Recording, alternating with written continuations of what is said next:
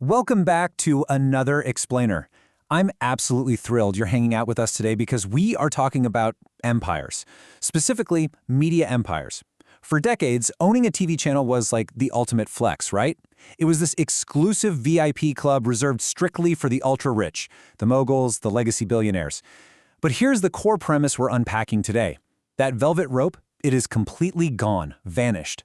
Owning a media empire is no longer just an exclusive club for the 1%, and today we're going to break down exactly how you can build yours. Let's kick things off with Section 1, the era of TV empires, when broadcast was king. Think back to a time, and really, it wasn't even that long ago in the grand scheme of things, when just owning a traditional TV channel practically guaranteed you were unimaginably wealthy. We're talking massive broadcasting towers, sprawling satellite feeds, corner offices in sky-high buildings, and a total iron grip on what the world watched every single night. Billionaires, period. That was the barrier to entry.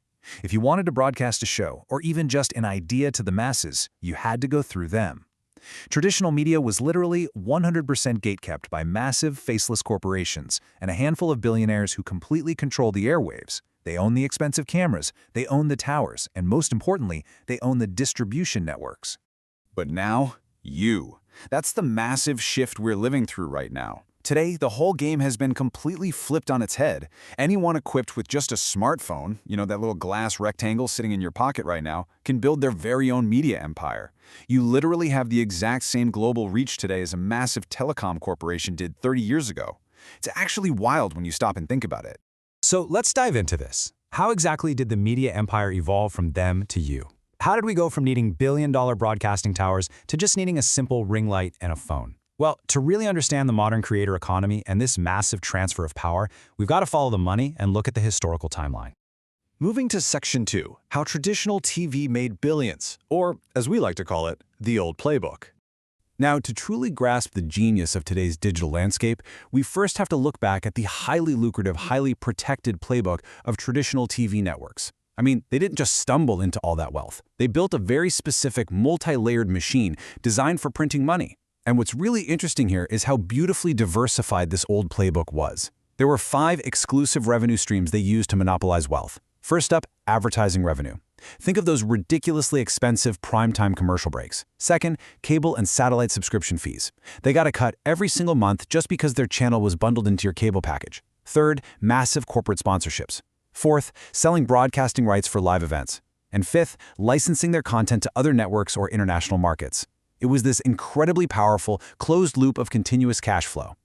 Which brings us to Section 3, the modern media shift and leveling the playing field. Then, of course, came the internet, which completely and permanently leveled that playing field. Platforms like YouTube rolled up and totally dismantled that old gate-kept broadcasting system. Suddenly, you didn't need a massive satellite dish or permission from some executive in a suit to get your video in front of millions of people. The internet democratized distribution for everyone, and this brilliantly illustrates the monumental cultural shift we've experienced. Look at how the very definition of a TV channel has fundamentally changed. Historically, it was a noun meaning a multi-million-dollar broadcasting tower. Today, it's a YouTube channel run entirely from a smartphone in someone's living room. The internet empowered totally ordinary individuals to become their own autonomous networks, stripping the word broadcast of its million-dollar price tag. All right, Section 4, how creators make money today, the new playbook. If you think today's digital creators are just out here making silly videos for views, you are definitely missing the bigger picture. The most successful modern creators are incredibly agile entrepreneurs. They are successfully mirroring the exact same giant networks of the past, just scaled down to an individual level. Here are the 5 key ways modern creators earn money today. Number 1, YouTube ads. This is exactly like traditional commercial breaks, but automated and highly targeted. Number 2, brand sponsorships. So instead of a massive corporation sponsoring a sitcom, they sponsor the creator directly. Number 3, affiliate marketing, where creators earn a commission for recommending products. Number 4, selling digital products or courses, which is essentially owning and distributing your own exclusive content. And number 5, memberships and fan support. Notice how accessible these streams are? Absolutely anyone can set these up today. Let's see how this builds when you can pair them directly, because honestly, it's undeniable. Old TV relied on ads. Modern creators use YouTube ads. Old TV relied on cable subscriptions. Modern creators use fan memberships. Old TV relied on selling broadcaster rights. Modern creators sell digital products. It is literally the exact same business model. It's the same blueprint for building a media empire, just updated for the digital age and scaled down so that a single individual can operate the whole shebang directly from their laptop. And finally, Section 5. Start your media company, because the future is in your pocket. Knowing all of this history is fantastic, sure, but understanding how to apply it is where the real magic happens. The old gatekeepers have left their posts, and the infrastructure is completely free to use. The audience is out there waiting for you. It's time to shift your mindset from just consuming media to actually producing it. So the crucial point is perfectly captured in this quote from our source material.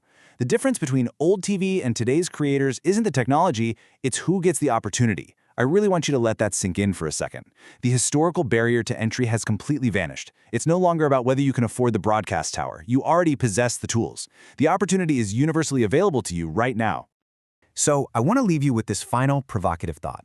What is stopping you from launching your own media company today, right now, using just a phone in your pocket? You know the old playbook. You've seen the modern revenue streams. You understand the history. There are absolutely no more excuses. Get out there, start creating, and go build your empire. Thank you so much for joining me on this explainer, and I seriously cannot wait to see what you create.